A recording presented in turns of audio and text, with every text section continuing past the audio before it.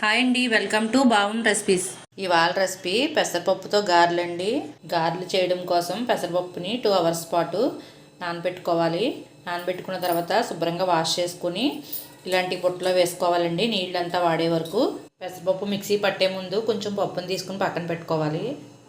ఇప్పుడు మిక్సీలో వేసుకుందాం.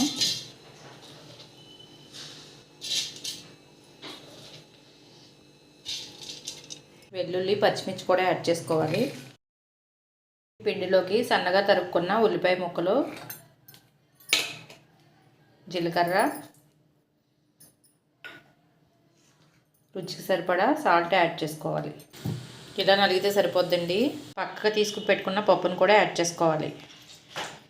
ఇవి బాగా మిక్స్ అయ్యే వరకు మిక్స్ చేసుకోవాలి.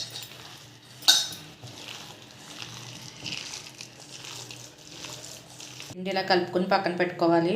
తర్వాత ఇలాగ పిండిని తీసుకుని గారెలా ఒత్తుకోవాలి. ఇలా వేసుకోవాలండి. గోల్డెన్ కలర్ వచ్చే వరకు ఫ్రై చేసుకోవాలి. ఫ్రై అయిపోయినాయండి, తీసేసుకుందాం. ఈ కలర్ వస్తే సరిపోద్ది. రెడీ అయిపోయినాయండి పెసరగారెలు. మీరు కూడా ఈ ప్రాసెస్లో ఒకసారి ట్రై చేయండి, చాలా టేస్టీగా ఉంటాయి. క్లైమేట్లో ఈవినింగ్ స్నాక్స్ కింద వేసుకుని తింటే చాలా టేస్టీగా ఉంటాయండి.